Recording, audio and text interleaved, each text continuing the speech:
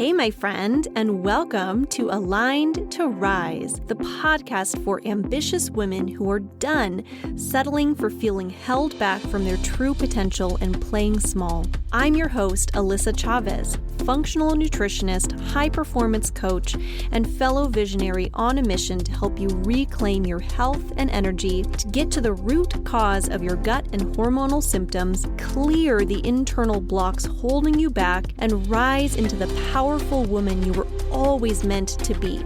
I started off as a woman struggling with endometriosis, struggling to find my own voice, and allowing fear to hold me back from who I really wanted to be. Now, I'm stepping into my own true power day after day by supporting myself from all areas of life. I feel great in my body physically. I've released those old beliefs that aren't serving me anymore, and I feel more connected to my true self and empowered than ever before. I've aligned myself in all areas of life in order to rise to my own true potential, and that, my friend, is what I want for you as well. Here inside Aligned to Rise, I help empower ambitious women to get into their own true alignment so they can rise above physical symptoms and internal blocks like negative emotions and limiting beliefs to finally be able to fully embody your purpose and deliver your message to the world. Through a fusion of functional nutrition and performance coaching, I help driven women to reclaim their vitality, trust your intuition, and align with the life you're meant to live. Energized, clear, and unapologetically powerful. If you're ready to step into alignment in all areas of your life, mind, body, and spirit, you're in the right place, my friend. Let's rise. Please keep in mind that the content of the show has been created for educational purposes only and should never be used as a replacement for medical diagnosis or treatment.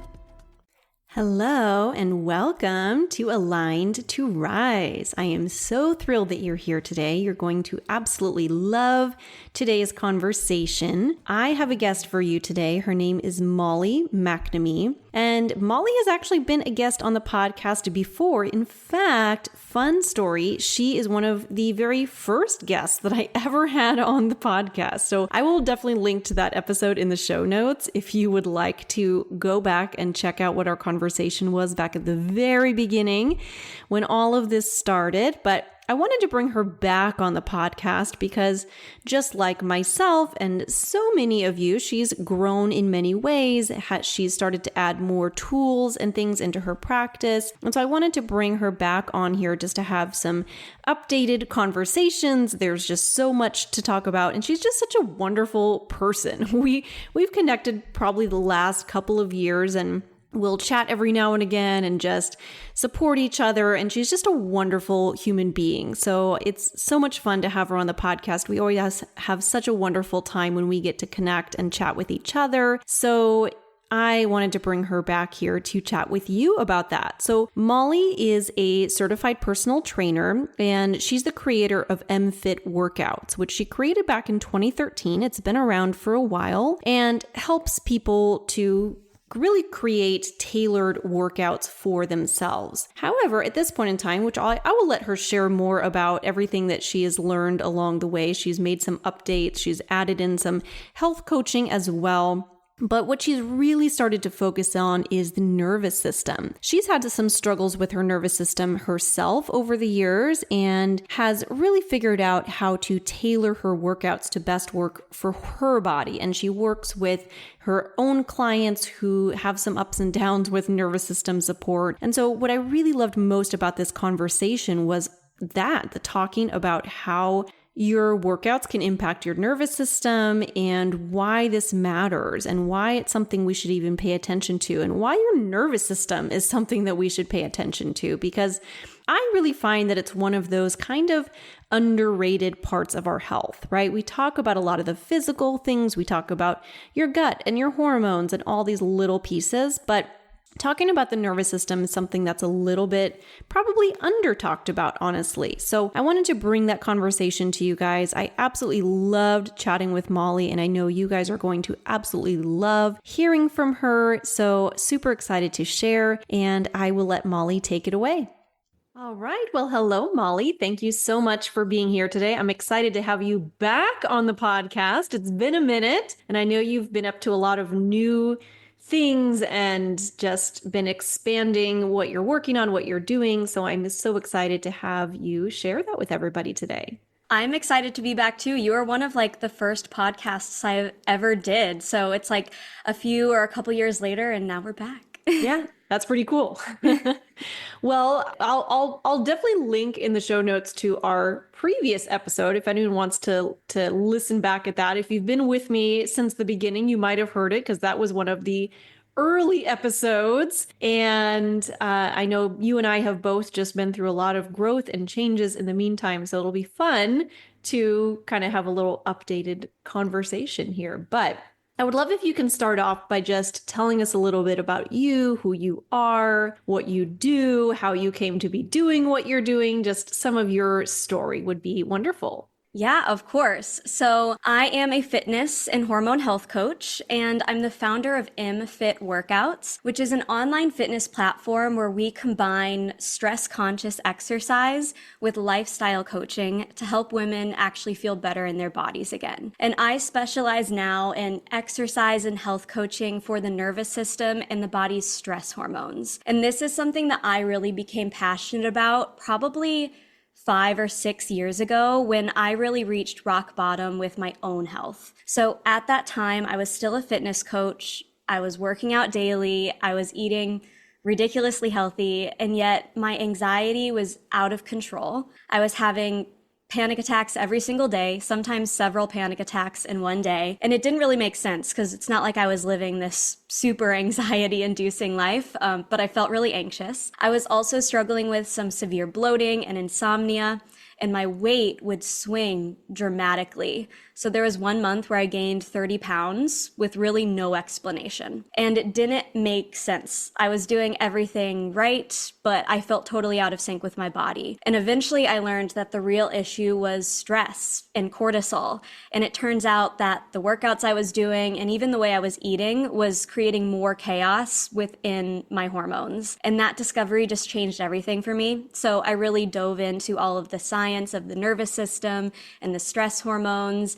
I tested things, I did lots of studying, and I built a whole new approach, one that really helped me feel calm and strong and just in control of my health again. And that's really the work that I'm doing today. So I'm helping women exercise and build habits that support their stress instead of fighting against it. And that allows things for fat loss and sleep and energy to finally become possible again. And I'm excited to talk to you because I know that you're obviously speaking to people with endometriosis, and stress can make that significantly worse. So yeah, I'm excited to dive into this with you. Yeah, absolutely. And I feel like you and I have just, I think when we first talked, we were, of course, what we were doing definitely connected with each other, but we were almost going kind of different directions, different pathways. And I feel like anything, we've kind of discovered some of the same pieces of just really the importance of taking care of your own, like what's specifically going on for you right now as far as your stress, and are you, your nervous system, are you doing things and eating things and exercising in a way that supports all of that is so, so important. It's something that I've definitely been diving more and more into. And of course, I have a lot of endo warriors in my audience here who listen. There were also just, people who are maybe struggling with other hormone imbalances or, gut stuff going on. Like it can pop up in so many different ways in your body. But I've really found, and you tell me if this has been true in your journey as well, that really whatever's going on, whether it's gut symptoms, hormone symptoms, an actual diagnosis like endometriosis or PCOS or, thyroid issues or like all the things, the mental health stuff, of course, the anxiety, depression, like there's so many different ways that this can pop up in your body, in your physiology. But I don't know about you, I found that so much of that really can link back to what's going on with your stress and your nervous system. Oh, so much. I always say that our bodies are so loud, like they're always telling us what is going on.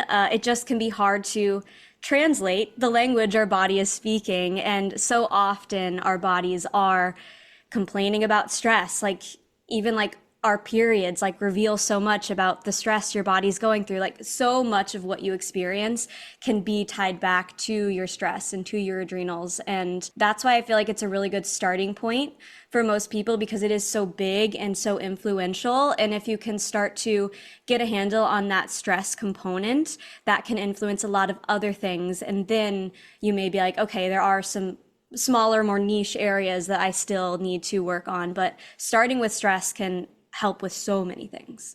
Totally. So let's talk about stress, shall we? Let's. Let's dig into that today. So first of all, and maybe you can speak to this a little bit more. There's stress, there's that acute stress, and then there's the chronic stress. What does that mean?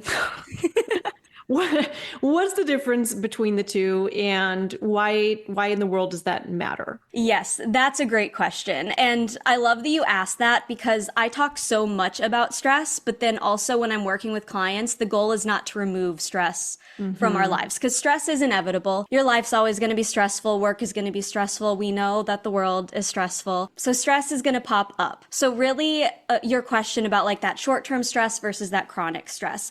Short-term stress can actually be extremely helpful because it's helping you survive. Like if you're driving and you need to swerve so that you don't hit a car, like it's good that your body's reacting to that stressor and responding in that fight or flight reaction. This is all good stuff. So short-term stress isn't bad for you. It's always also going to pop up in your life, so it's impossible to avoid. But chronic stress is when that stress starts to influence other aspects of your life and of your body, and where that stress starts to kind of dominate things. So if your body is chronically stuck in that sympathetic state where you're just constantly feeling stressed, this is when it can become a problem. So if you're just like approached with a stressful situation, you get kind of annoyed in your day and then you move on, that's fine. But if that stress is then influencing the entire rest of your day and the rest of your week and the rest of your life, that's when things can start to become a problem.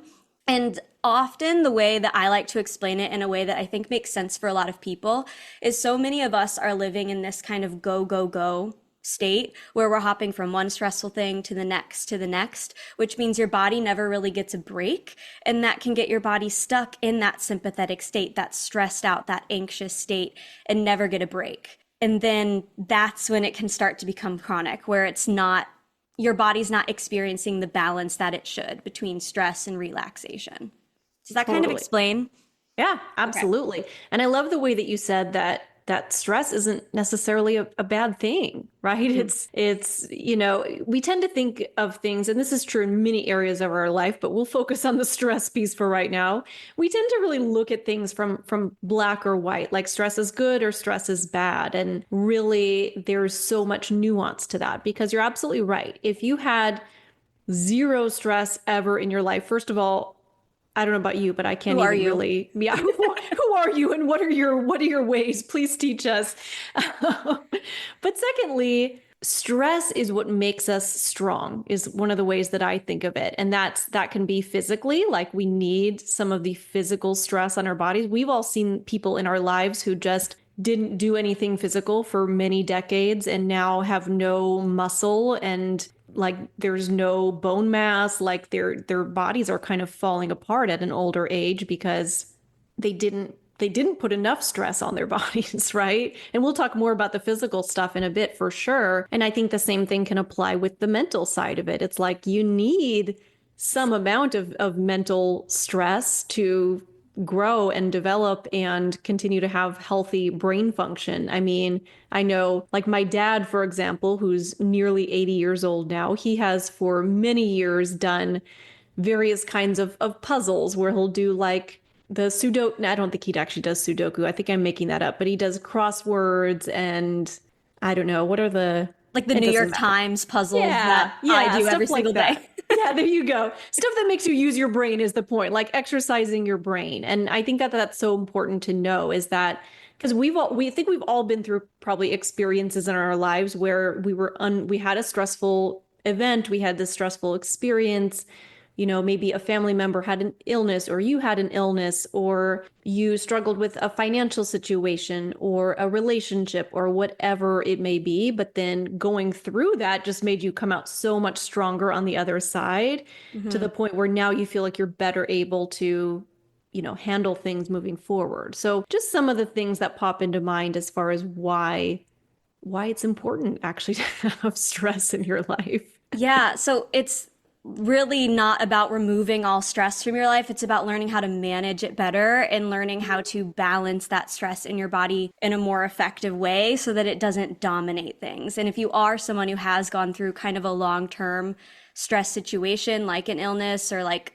a family member illness or a divorce or anything like that, that can kind of push your body into chronic stress where you're not really getting a break from it. So if you're going through one of those experiences right now, it's even more important to learn how to manage it better. But the stress alone isn't a bad thing, and it's okay. You just need to train your body to respond to stress in the appropriate way, and not in a way where it's just dominating your life. Totally. Absolutely agree with that.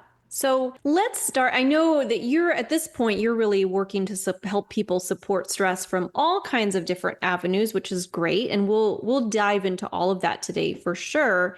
But I would love if we can start just by having a little bit of a conversation around the physical exercise side of it. And just, first of all, what does exercise even have to do with stress? Because some people might think of them as being, two completely separate things, or thinking that stress or exercise can help to support stress, or maybe vice versa. What are your thoughts on that? Like, what's really the connection between how you're moving your body and your stress, and how can you best support your body through, support your stress scenario that you're currently in through the exercise that you're doing? Yeah, love all of those questions. So I will start with why. Like, how are they connected? So exercise itself is a stressor. It just is. It is stress to your body. And again, that's why I say not all stress is a bad thing, because it is good to exercise, but you do need a balance of things, right? And if you are dealing with like hormone sensitive conditions, or if you are in a state of chronic stress right now where you're going through something really tough, then you do need to be very aware about how much exercise and what type of exercise you're choosing to do. So there's kind of like a spectrum that you can be on. You may be in a state where you're, fine. You're not going through anything tough. You're not dealing with any chronic stress, and you can do some intense exercise. You can train for a marathon. You can, do high intensity type classes. But if you are dealing with kind of a sensitive situation where your hormones are in flux, or you're dealing with something tough, or you have a hormonal condition that's kind of making things not ideal conditions for your body, then you do want to be avoiding intense exercise, long exercise that is going to stress your body out more. But the exercise itself is still good to do. You just need to find the right balance. So to answer your question, I would say find out where you are in the scale of things, and then choose your workouts appropriately. So I'm a big advocate for listening to how your body feels each morning. So if you wake up and you're like, oh man, I'm stressed, I'm tired, I'm overwhelmed, I'm in a bad mood, maybe you shouldn't go do a 30-minute HIIT workout. Maybe that's not the best thing for you at that time. Or if you wake up and you're feeling really good and really energized and you're having a really great, happy day, then maybe that's when you can do something a little bit more intense. But really listening to your body every single day is important, even if you think like, oh, I'm healthy, I'm not stressed, everything is fine. Still listen to your body so that you're not pushing your body into a stressful state when it's already kind of towing the line of things. But with exercise, I have some suggestions that I have for everyone to help like balance out that exercise. So if you want, I can give you some of those tips. Please. Yeah, that would be lovely. So something that like I kind of stole from my yoga practice in the past is doing a shavasana after every workout you do. So lying down on your back, closing your eyes, and breathing after every workout you do is really amazing because, like I said, exercise is stressful, and doing something that can activate your parasympathetic nervous system and help you calm down right after your workout can then help balance things out. So you're going from a stressful state to then a calm state, which is what we want. Also, warming up at the beginning of your workout is also important, so you're not just jumping right into something really stressful, but you're easing your body into it and you're easing your body out of it. Those are two things that I think everyone should be doing, regardless of how they're currently feeling, just to make sure that exercise isn't like adding too much unnecessary stress to their life. So allowing yourself to calm down afterwards, to pause instead of hopping right into the next stressful thing is really important. And then also, like I said, just listen to your body every day. And if your body is telling you, I feel kind of stressed and tired and sore and overwhelmed today, then you're going to want to focus on a low to moderate intensity workout, something that you can really breathe through, something that you can talk through. You'll feel your muscles, but you won't feel dead afterwards. Does that make sense? Oh, absolutely. Yeah. I love that. I love that you're talking about just even tailoring your workouts from day to day. I think is a great advice because, sometimes we get caught up in the shoulding side of life, all the things that we're told we should do, hit workouts are good for you and we should all be doing that, or you need to do more cardio, you need to do more weights. Like we're told all of these things. And so I think it's very easy just to kind of get that societal pressure of I need to be doing this, I should be doing this, and even beating yourself up a little bit if you're not doing those things, and really understanding what's actually working well for you and what's not, I think is really important. Yeah. And I think we all get stuck in that should because we have goals, right? Like a lot of people want to lose weight. A lot of people want to build muscle or transform their body in some way. But it's interesting because if you really start training in a way that supports your stress, you're going to find that you get results faster and better and more efficiently anyway. Because if your body is stressed and if you're living in kind of this chronic stress state, your body's not going to transform anyway because your body's priority is survival. And if your body's trying to survive, it's not trying to lose fat. It's not trying to build muscle. In fact, it's probably holding on to fat to keep you safe. It's probably slowing down your metabolism so that you don't need to be exerting more energy than you have. So if you really can exercise in a way that supports your stress, you're going to find that your results are better anyway. So hopefully that's comforting to people because like you said, we all kind of get stuck in this place of, oh, I should be working harder because I want to lose 10 pounds. Like that's often where that motivation comes from. But also having that knowledge of like, sorry to be blunt, but you probably won't lose 10 pounds if you're stressed. Sure. So you do need to work on that stress and make sure you're moving in a way that supports that. And that's something that I really found with myself and with my clients. Like I had to take a step back and dial down the intensity of my workouts. And that's when I actually started to like maintain my goal weight because stress was causing my body to hold on to fat. So if you do find you're kind of stuck in that should, hopefully that's just like good news for you to hear, where it's like if you can move in a way that supports that stress, you're just going to have better results anyway.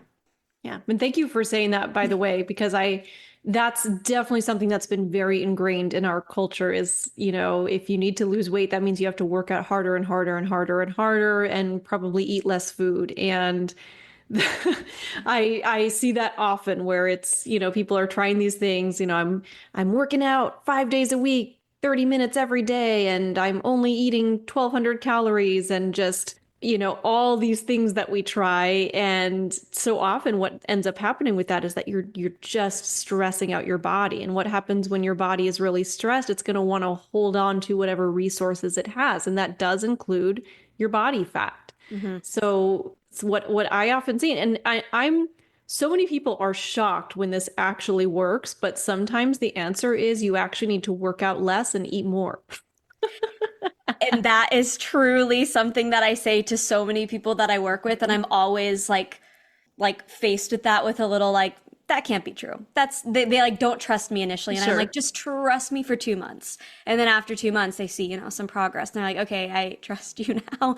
But it is a hard thing to like accept because another phrase that we often hear is that like calories in versus calories out. So we think, oh, I need to like burn a lot of calories. I need to eat fewer calories. But the reality is if you are dealing with a like a hormone sensitive condition, if you have hormonal imbalances, if you have chronic stress, that rule actually doesn't apply to you anymore. Like that, your body is using calories in a different way when your hormones are in flux or when stress is causing your hormones to be in flux. So that rule, while it works for some people, and typically it works for men because they have less hormonal chaos in their body, but it's really a rule that I'm trying to push out of people's minds when they are dealing with more complex situations like hormones. Absolutely. It's so much more about listening to your body and your needs and what's going to actually support you right now. Who cares about anybody else?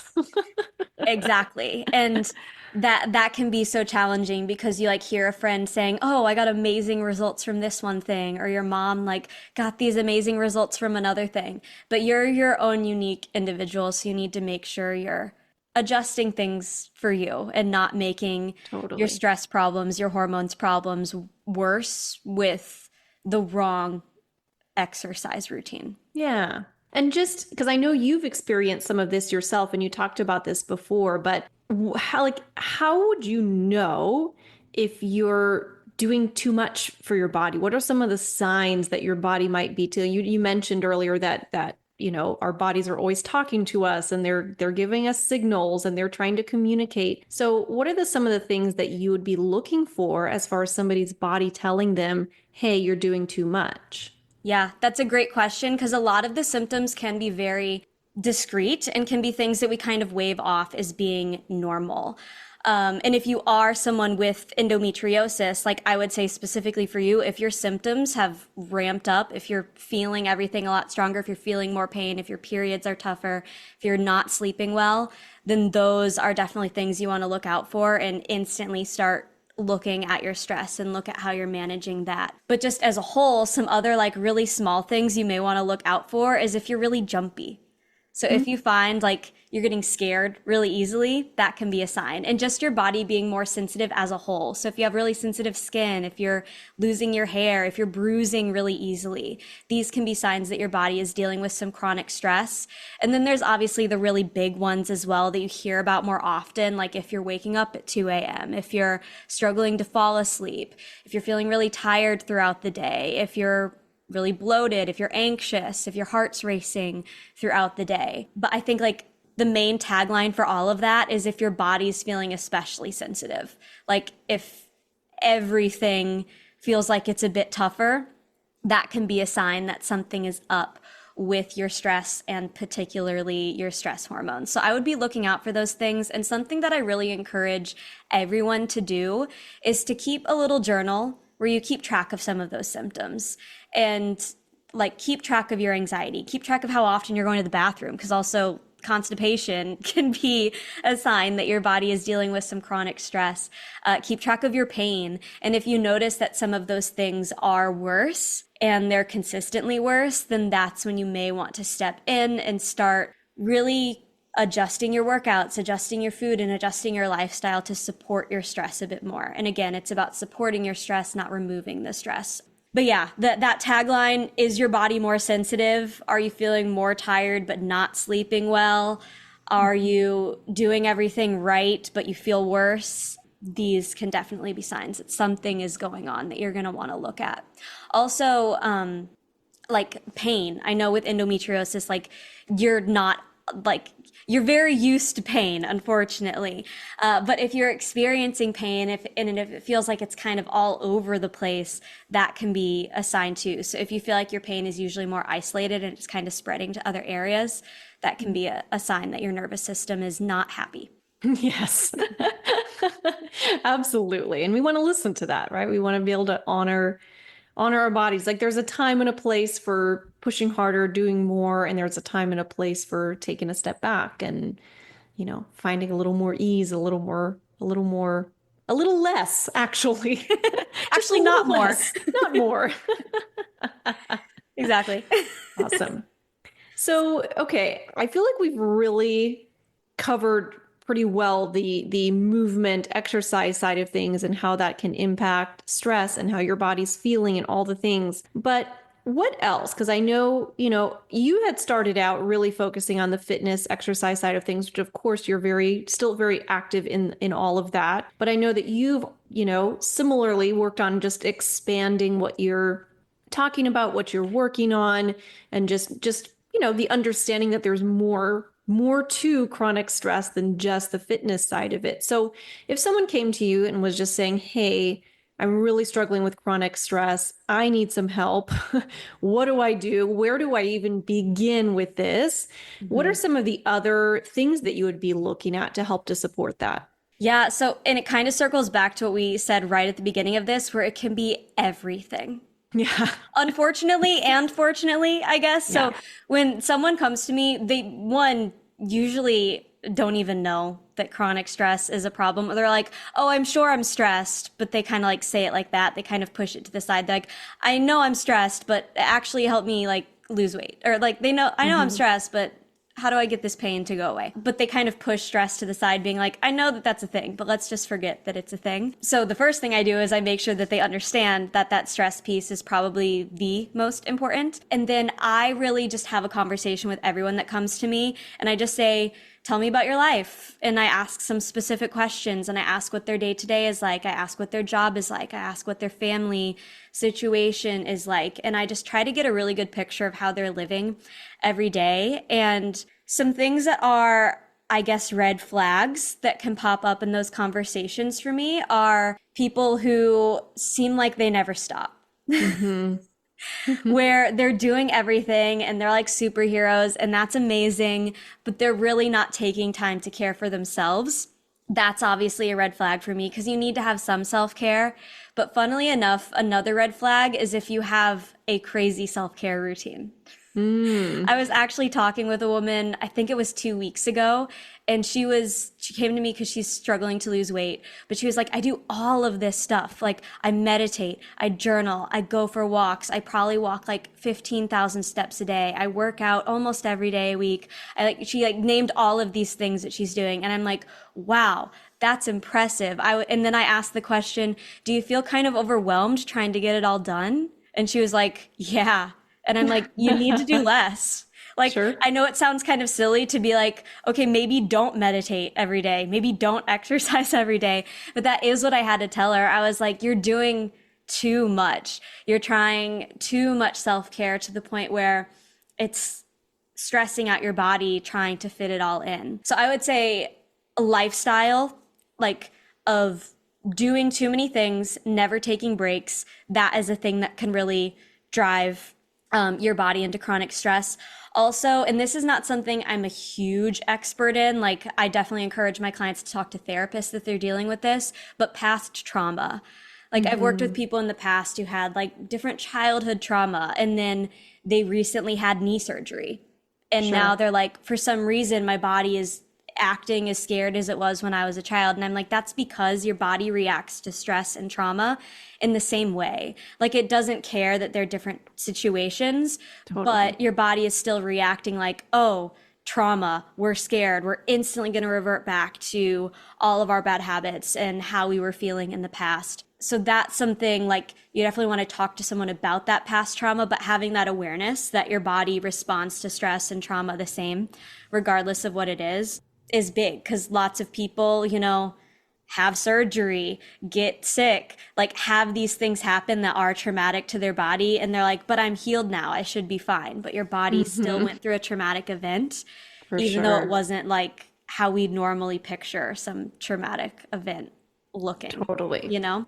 Oh, Uh, yeah. so as I look for big things like that, like big trauma events that have happened recently or in the past, I look for a lifestyle that seems like it never stops. I look for people that are saying, "I'm really not sleeping very well." I look out for those symptoms where someone says, "I feel really bloated," or maybe they're getting like sick really frequently. Maybe they're getting like chronic vaginal infections, or maybe they're a teacher and they get pink eye every single year. Like, I'm looking for things like that to tell me, okay, something's going on. Your body's clearly responding to stress, and it may be from your nonstop lifestyle, this trauma, this crazy diet that you have been on. Those are some of the big pillars. So I guess to wrap that up in a like a bullet point list that probably makes sense since I just rambled for a bit. I'm looking at lifestyle, like go, go, go, never stopping, too much self-care, too much extreme diets, and past trauma are probably the biggest ones that I see pushing people into that chronic stress state. Yeah. And I love that you talked about all that because there's so many layers when it comes to this stuff, right? There's people have, we have complex lives. And what I'm learning more and more is that everybody has something going on, has, something that they're potentially holding on to. And I know this is going to get a little woo woo for a second, but I'm just going to run with it here. I'm a big believer that our our bodies are very intelligent and they do tend to, when we are experiencing symptoms coming up of any kind, again, whether that's physical pain, that could be, pain related to something like endometriosis. It could be pain like joint pain or just that kind of chronic achiness, muscle pain. That can be, gut related symptoms. That can be migraines. Like it pops up in so many different ways for so many different people, but so much of that can connect back to your life, right? And that can be what's happening in your life currently, right? Maybe there's something that's currently going on that's causing you anger or sadness or fear or just stress in general, frustration. I think that all ties together. And or exactly what you said, something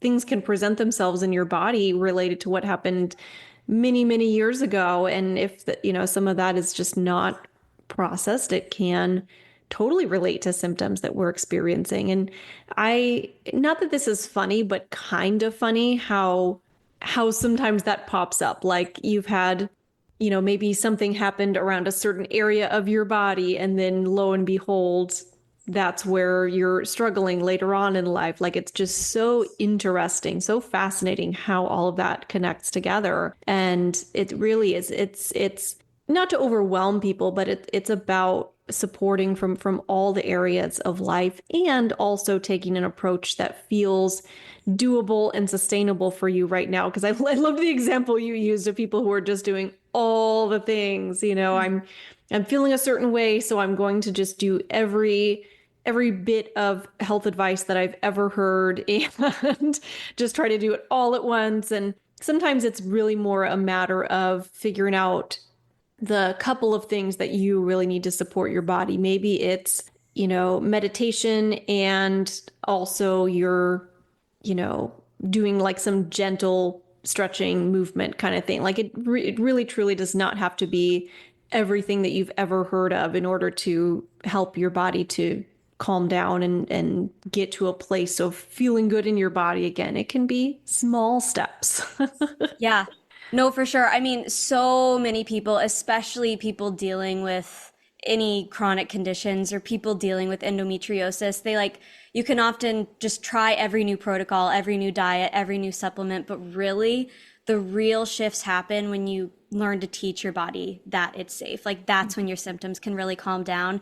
And that's really why I made kind of a shift from just talking about exercise to talking about this more holistic approach, like talking about your hormones, talking about your health as a whole, because I saw that there was a big missing piece for a lot of people. Like there was a big missing piece for me. And as you just said, like anything can impact your stress. Like there's so many avenues that I can go down with my clients when we are talking about stress and we are trying to heal from stress.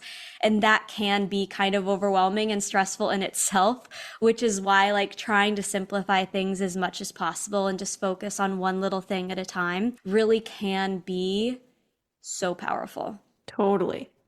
100% agree on that. Awesome. So since we've kind of touched base on just, the things that tend to come up for us culturally, just the things that our society is just raving about right now, all of the HIIT workouts, the fasting is another one that can come up, and just kind of the general go, go, go hustle culture kind of thing. I was wondering if you can touch base on some of those common trends that we're seeing and how they can really impact this whole picture that we've been looking at today. Yeah. Yeah, there are so many things that there are so many trends that upset me, especially in like the fitness realm, because so Mm-hmm. much of fitness is like go all in. Like Yeah.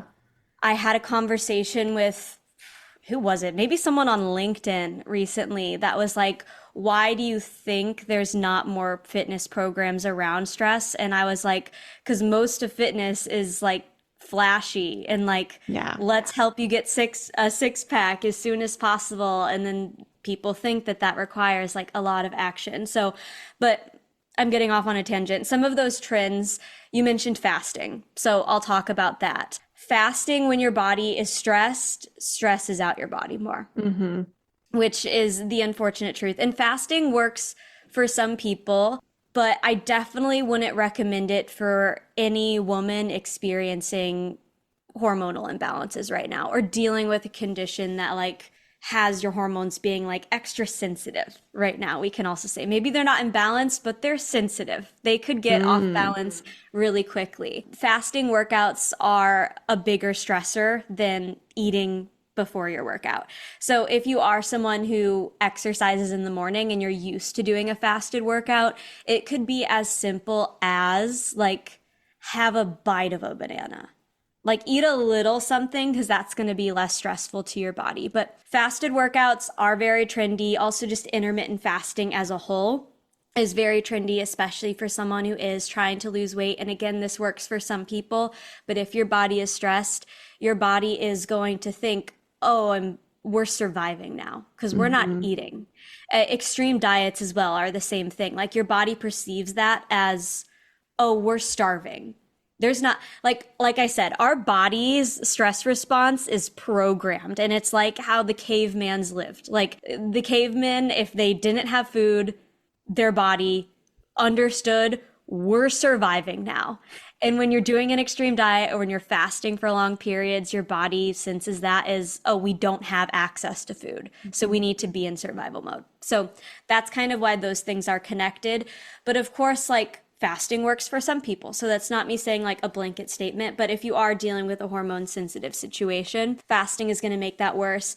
Things like intense HIIT workouts, again, those are going to be more intense. It's high intensity interval Mm-hmm. training, which means it feels highly intense to your body, which means it's stressing out your body more than a low intensity workout would.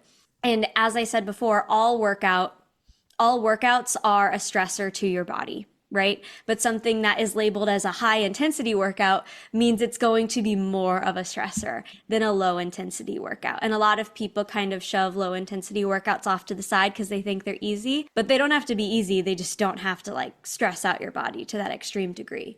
So those couple of trends are things that can definitely stress out your body more. And then some of the things that I've been seeing a lot, like as someone who talks about stress, and I don't know your opinions on these things, so I am curious what you're going to say, but people promoting like cortisol cocktails, Mm. like drinking something to make your hormones completely happy. That's also something that I don't love because it feels like we're looking for a magic pill to heal things. And again, it comes back to that thing I said where everyone's just trying the new supplements, trying the new protocols, hoping that it'll heal them. But really, if you can just focus on the stress, so much will get better. But a lot of those quick fixes specifically related to stress are also things I don't really agree with, where it's like, oh, Mm-hmm. well, just have this drink every day and you're going to feel so much better. Mm-hmm.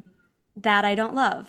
I'm curious. Do you disagree with Yeah, me? I mean, I feel like it's just kind of an oversimplification, right? Yes, that's good. Yeah, and then at the end of the day, the way that I think of it is supplements are supplemental, right? Whether it's in a beverage form or a capsule form, doesn't really matter. I love supplements. Like I take supplements every day. Me too. I find them to be really helpful. Definitely use them in my practice. However, they're not going to solve all of your problems for sure. Yeah. If that's all you're doing is I've got this going on, so I'm going to take a supplement for it. Honestly, to me, it's not that different than going to the doctor and just getting a pill, right? It's the same idea because honestly, like even the way they make them, it kind of mimics that. It's still in a capsule form. And anyway, that's kind of going on a tangent. But what I find is that oftentimes if I have somebody coming to me and they're struggling with, whether they've got some chronic stress, anxiety kind of thing, or they have, a lot of pain going on, whatever, they have some kind of symptom going on. What I might do is, for example, let's use supplements, some certain things that can help to just bring things down right now, just to help you feel better. But then at the same time, we do have to be also addressing the foundational stuff. We have to be talking about the lifestyle, the dietary pieces, and also just how you're living your life in general. Like you said, I guess that goes with the lifestyle part of it, but just are you trying to do all the things and hold the weight of the world on your shoulders? Because if so, taking some magnesium isn't going to fix that, right? It's Yeah. Yeah. No, I feel exactly the same, where supplements should be supplemental. And I also take supplements as well. So that's not me bashing it as a whole, but it's like those magic cures that I see people pitching where I'm like, come on now. Really? We're going to say just have this one thing and then you'll feel magically better? Yeah. Because that's simply not true. And that can leave people feeling more stressed because that magic pill didn't work for them. So they're like, something's wrong with me now. And then that creates a bit of anxiety and stress around something being wrong with them. Totally. But yeah, so I would say those magic pills, I would say that's a trend that frustrates me, but trends that I see causing harm to people are definitely like that work harder, like just push your body, like as many calories as you can burn, the better, like kind of the gym bro science of it all, where it's like, just lift the heaviest weights you can, do high intensity cardio, and then you're set because you're building lots of muscle, you're burning lots of fat. Like that simply is not an equation that works for many people. And I've definitely had those like gym bros comment on my social media being like, you're overcomplicating it. And I'm like, you don't understand how complex bodies can be, my friend. And might I say, especially the female bodies. We're just are a little more complex, right? The even just the way that your hormones fluctuate throughout the month. If you actually look up a chart, like what does the hormone fluctuation look like within one menstrual cycle? There's a lot happening. Whereas for men, it's fairly simple. It's like there's a cycle of testosterone through a 24-hour period. That's pretty much it. Like it's fairly simple. And I think it's important to note too that with a lot of these fitness and lifestyle and dietary trends, things that we're seeing right now, because you'll see evidence out there. People are saying, oh, such and such study about this, studies are showing this and that. I do think it's important to note that most of those studies have been done on men. Yeah. I just think that's really important to know because people see this stuff and say, oh, well, intermittent fasting, for example, has been shown to do XYZ for my body, or doing HIIT workouts has been shown to do this, and that. And while I'm not negating the research that has been done on that stuff, but most of it has been done on men. That is true. It's true. It is 100% true. And I remember when I started all of my hormone courses and all of my studying and stuff like that, I was shocked when I learned that many tests and seeing how things work with women, it didn't even start until the 90s. Yeah. Even. Tests with women weren't done until very recently. Right. In the terms of all of our history. And, things have been studied on men for many, many, many years. Totally. And I don't know the exact numbers of it all, but I know that it takes years to really understand, years of studying to really understand what something does to someone's body. So the fact that we've only been studying women's bodies for 30 years, that's simply not enough to know what's going on. Yeah. And even at that, it's like anything. It's been a trickle effect. It's not like all of a sudden now we started studying everything about the female body in these last 30 years. Some of that has been very recent. And I think even given that, we come back to the individuality piece of it anyway. And I was going to say that too, because you mentioned cycles, and then Yeah. that popped into my head another like popular trend right now, which is cycle syncing your workouts, which I Hmm. think works amazingly for some people. But I also think it does set some hard and fast rules about how you're supposed to feel at each stage of your cycle. Sure. And those aren't necessarily true for everyone, That's very true. especially someone maybe with endometriosis. Maybe you're like, my cycle doesn't look like that at all. So that means you still need to like individually cycle sync your workouts and not necessarily follow all of the hard and fast rules with that Hmm. too. Because that's another thing I see being really popular. And it's something that, like, I don't have the absolute strongest stance on because I'm like, it works for some, it works for others, but we need Sure. to personalize it in some Yeah. way. So I think it's great that people are becoming aware of their hormones and how they can influence like how they may eat and how they may exercise throughout a month. But also, all of the rules don't necessarily apply to you because you also have a super unique cycle. So, Totally. and I know that that may be annoying to hear because we all want to be able to Google like the magic answer, Sure.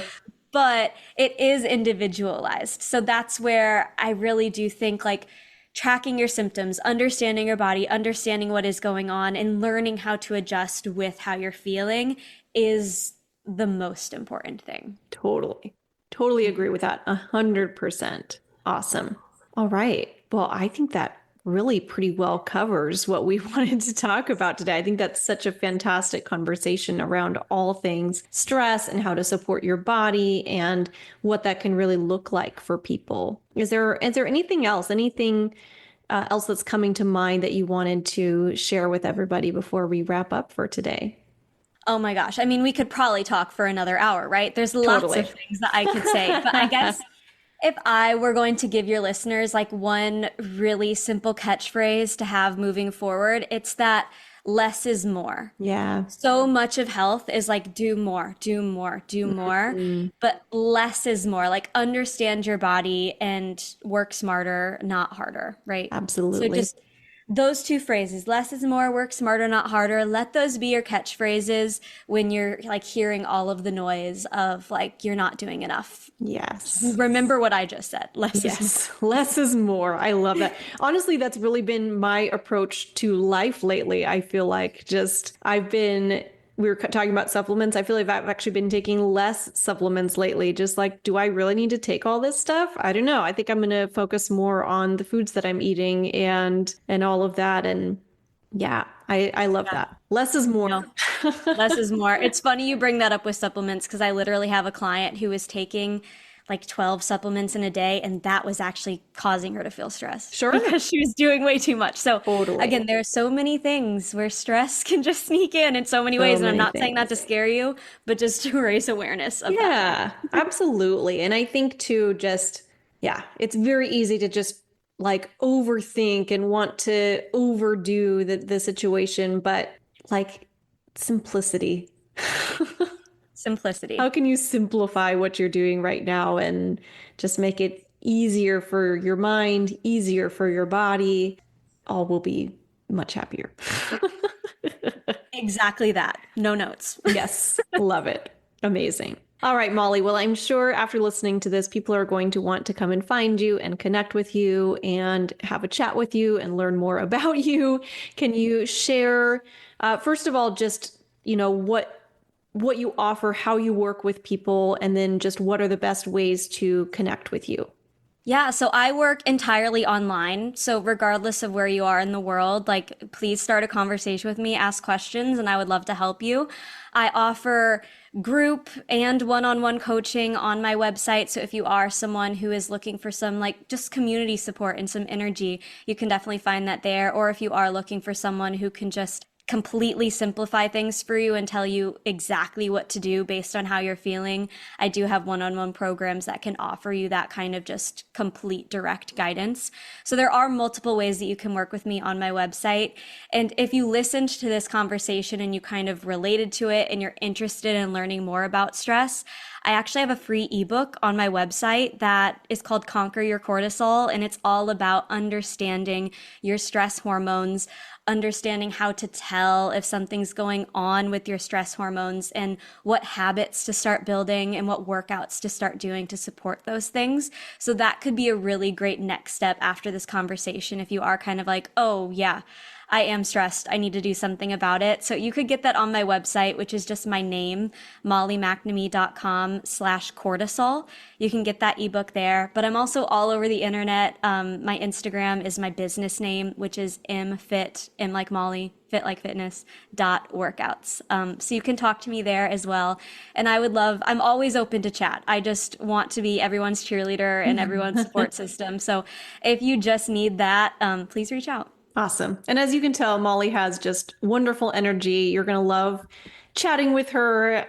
We've had so much fun connecting over these last, probably about 2-ish years now since we first connected. So definitely, if this is an area where you feel like you need support, reach out to her, connect with her, just have a conversation. And we'll be sure to link all of that in the show notes as well, so that you can find all of those links easily. If you're like me and you're out on a walk or on a drive or something and don't have a pen, no stress, that will be in the show notes. Because, the last thing we want from this episode is you stressing more, right? Make it as simple as possible for you. Totally. All right. Thank you so much for being here, everybody, and we'll talk soon. Thank you so much for tuning in to Aligned to Rise. I'm beyond grateful that you chose to spend this time with me, because every step you take toward alignment truly matters. If today's episode sparked something in you, don't forget to grab your free copy of the Aligned Morning Formula. It's your step-by-step guide to setting up your day for clarity, energy, and success in every area of your life. You can find the link in the show notes, or you can head over to www.alignedtorise.com/morning, MORNING, to download it now. And if you loved this episode, please be sure to subscribe, leave a review, or share it with a fellow high-achieving woman who's ready to rise right alongside you. Here's your reminder. You're not here to play small. You're here to feel vibrant, powerful, and completely aligned with your purpose. Keep going. The world needs what you're here to create. I'll see you next time, my friend.